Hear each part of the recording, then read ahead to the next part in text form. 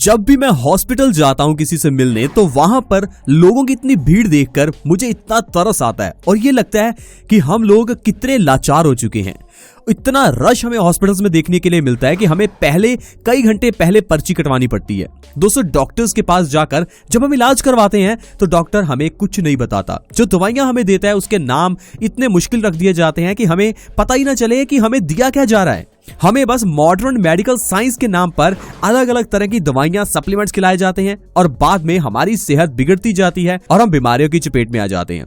दोस्तों, मैं आपसे हमेशा कहता हूं कि आप आयुर्वेदिक तरीके से अपना इलाज किया करें, क्योंकि इसमें आपको एटलीस्ट ये समझ तो आता है कि आपका इलाज हो कैसे रहा है। लेकिन अगर आप आजकल की मेडिसिन खा रहे हैं तो आप मुझे खुद ही बताइए कि जब भी आपको सर्दी जुकाम होता है तो डॉक्टर आपको जो दवाई देता है उसमें डाला क्या हुआ है।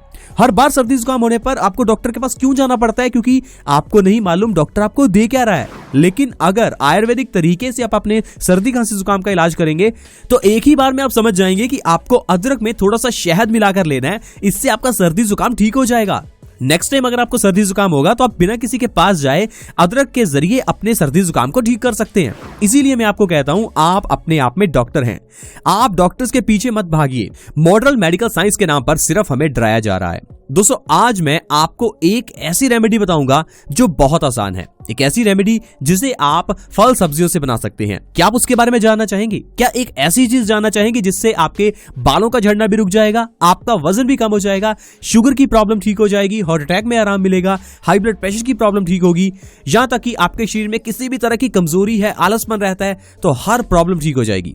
तो आइए दोस्तों, समय ना वेस्ट करते हुए इस वीडियो को शुरुआत करते हैं। दोस्तों, आप मुझे पहले एक चीज बताइए, जब भी आपकी टैप में पानी कम आने लगता है तो आप क्या करते हैं? जाहिर है आप प्लम्बर को बुलवाते हैं, टैप चेक करवाते हैं। टैप में अगर कोई प्रॉब्लम नहीं है तो आप जो पाइप्स हैं उनकी सफाई करवाते हैं, टंकी की सफाई करवाते हैं ताकि पानी अच्छे से आपके नल में आ सके। दोस्तों, इसी तरह से ही जैसे घर में एक टैंक लगा है, उसी तरह से ही हमारे शरीर के अंदर भी एक टैंक लगा है जिसे हम दिल कहते हैं। जिस तरह से टैंक में पानी होता है उसी तरह से हमारे दिल में खून होता है। खून को ले जाने के लिए जो नसें होती हैं वो ठीक उसी तरह से होती हैं जिस तरह से घर में पानी को ले जाने के लिए पाइप्स होती हैं। जब पानी की पाइप्स में गंदगी जम जाती है तो पानी अच्छे से आपकी टैप में नहीं आ पाता। उसी तरह से ही जब हमारी इन नसों में गंदगी जम जाती है तो वो खून अच्छे से पूरी बॉडी में सप्लाई नहीं हो पाता और धीरे धीरे हमारी नसें ब्लॉक होने लगती हैं। एक समय ऐसा आता है जब ब्लॉकेज इतनी बढ़ जाती है कि खून सप्लाई ही नहीं हो पाता और एकदम से इंसान को अटैक आता है और इंसान मर जाता है। ब्लड हमारी पूरी बॉडी में ऑक्सीजन को ले जाने का काम करता है। ऑक्सीजन ही है जो हमारे ऑर्गन्स को अच्छे से चलाती है। ऑक्सीजन ही हमें इतनी ज्यादा एनर्जी देती है। अगर ऑक्सीजन बॉडी में अच्छे से सप्लाई नहीं होगी तो आपको एनर्जी नहीं मिलेगी। इससे आपको आलसपन रहेगा, आपके शरीर में कमजोरी आनी शुरू हो जाएगी। अगर आपने अपनी नसों की ब्लॉकेज को ठीक कर लिया तो आपकी हर बीमारी का इलाज संभव है, या ये कह लीजिए नसों की ब्लॉकेज ही बीमारियों की जड़ है। अगर इस जड़ को मिटा दिया जाए तो इससे हर बीमारी ठीक हो जाती है। क्योंकि अगर आपकी नसों में ब्लॉकेज है तो आपके बॉडी में अच्छे से खून सप्लाई नहीं होगा।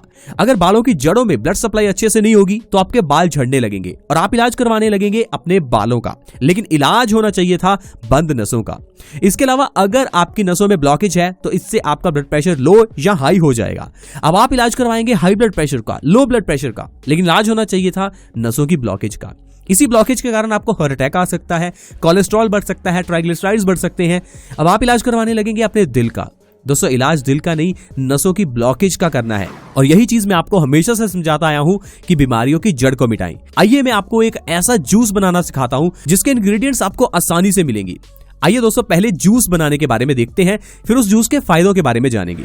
दोस्तों, ये जो नसों की ब्लॉकेज को खोलने वाला जूस है, इसको बनाने के लिए सबसे पहले आपको चाहिए घिया। आपको घिये के अलावा 3 तरह की पत्तियां चाहिए। पहली चाहिए धनिये की पत्तियां, दूसरी पुदीने की पत्तियां, तीसरा तुलसी की पत्तियां। आप क्या कीजिए, 1 गिलास घिया का जूस निकाल लीजिए, 10 धनिया पत्तियां ले लीजिए, 10 पुदीने की पत्तियां और 10 तुलसी की पत्तियां ले लीजिए। इन तीनों तरह की पत्तियों को अच्छे से पीसकर घिया के जूस में डाल लीजिए और मिक्स कर लीजिए। तो ये आपका एक मैजिकल जूस तैयार हो जाएगा जो आपकी नसों की सारी ब्लॉकेज को खोल देगा। दोस्तों, इस जूस को आपको हर रोज सुबह खाली पेट पीना है और लगातार 3 महीने बस मेरे कहने पर ऐसा कर लीजिए, आपकी हर बीमारी ठीक हो जाएगी। दोस्तों, लोग छोटी बीमारी से लेकर कैंसर तक जैसी बीमारी के लिए डॉक्टर्स के पास ही जाते हैं। अगर आपको सर्दी खांसी जुकाम होता है तो भी डॉक्टर के पास, कैंसर है तो भी डॉक्टर के पास। लेकिन अगर आप इस जूस का 3 महीने सेवन करते हैं तो आपकी सर्दी खांसी जुकाम से लेकर कैंसर तक की प्रॉब्लम आपके घर में ठीक हो जाएगी।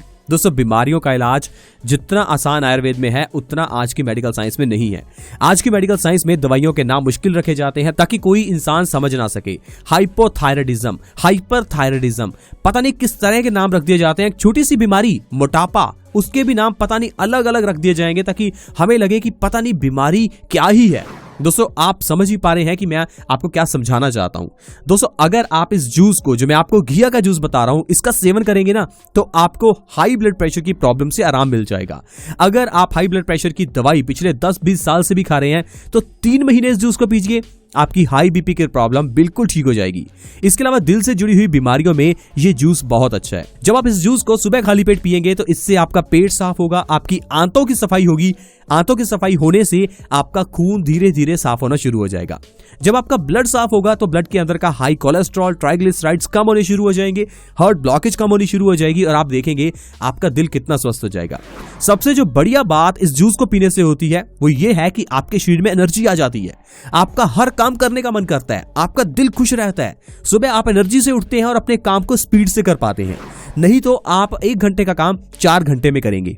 पता है हमारी सबसे बड़ी गलती हम क्या करते हैं? अगर हमें एनर्जी चाहिए तो हम एनर्जी ड्रिंक पीते हैं, अगर सिर दर्द को ठीक करना है तो पेन किलर लेते हैं, अगर हमें जुकाम को ठीक करना है तो आप डॉक्टर के पास भागते हैं। दोस्तों सारी बीमारियों के पीछे की जड़ नसों की आपकी ब्लॉकेज है। नसों की ब्लॉकेज को ठीक कर लीजिए तो ये जो छोटे छोटे सिम्टम्स हैं ये अपने आप गायब हो जाते हैं। ये बालों का झड़ना कोई बीमारी नहीं है, लेकिन आज की मेडिकल साइंस में बालों के झड़ने को बड़ी प्रॉब्लम बनाकर हेयर ट्रांसप्लांट के जरिए हमसे लाखों रुपए चार्ज किए जाते हैं। दिल में एक 5 रुपए का स्प्रिंग डालकर उसे स्टंट का नाम दिया जाता है और सर्जरी का नाम देकर हमसे लाखों रुपए ले लिए जाते हैं।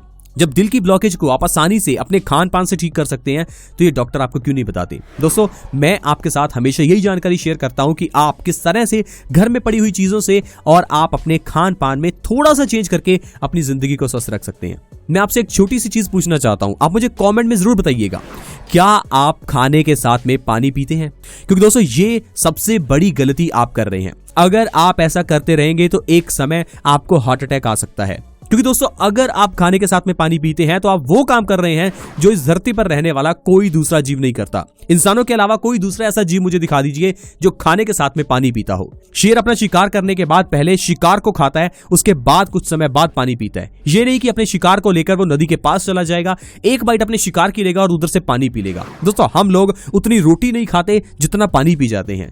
कुछ लोग तो कहते हैं कि हमारा खाना नीचे नहीं उतरता। दोस्तों बात आपकी ठीक है, क्योंकि हमने आदत ही ऐसी बना ली है। आपको बस एक बात का ध्यान रखना है कि खाने के साथ में पानी नहीं पीना। इसके बाद आप मुझे बताइए कि आप ठंडा पानी पीते हैं?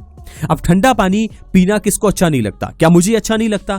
दोस्तों सभी को अच्छा लगता है, लेकिन हमें खाना पीना वो चाहिए जो सेहत के लिए अच्छा है, हमारी जीभ के लिए, हमारे टेस्ट के लिए जो अच्छा है उसके पीछे मत भागिए। क्योंकि एक समय के लिए तो वो आपको चीज अच्छी लगती है, लेकिन आपके पेट के अंदर जाकर वो क्या नुकसान कर रही है वो आपको नहीं दिख रहा।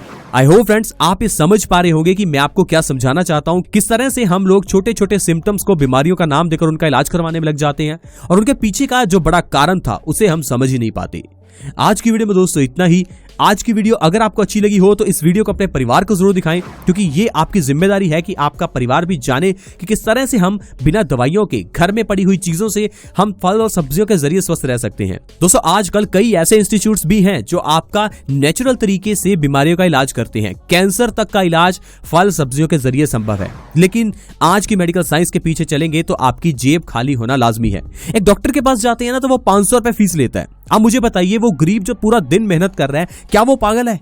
एक डॉक्टर 1 मिनट बात भी नहीं करता और उस 1 मिनट के 500 रुपए ले लेता है। डॉक्टरी पेशा कोई पैसा कमाने का पेशा नहीं है, ये लोगों की सेवा करने का पेशा है। लेकिन आजकल आप जानते ही हैं हम लोग अपना ज्यादातर पैसा दवाइयों पर ही खर्च कर रहे हैं। दोस्तों आप समझदार बनिए, अपने परिवार का ध्यान रखिए, सही खाइए, वो खाइए जो आपके सेहत के लिए सही है। ठंडा पानी मत पीजिए, खाने के साथ में पानी मत पीजिए, पानी धीरे धीरे पिया करो, पानी बैठकर पियो। हम हमेशा जल्दी में रहते हैं, हमें टाइम ही नहीं मिलता। कोई हमें मिलता है ना तो हम उसे यही कहते हैं भाई टाइम नहीं है।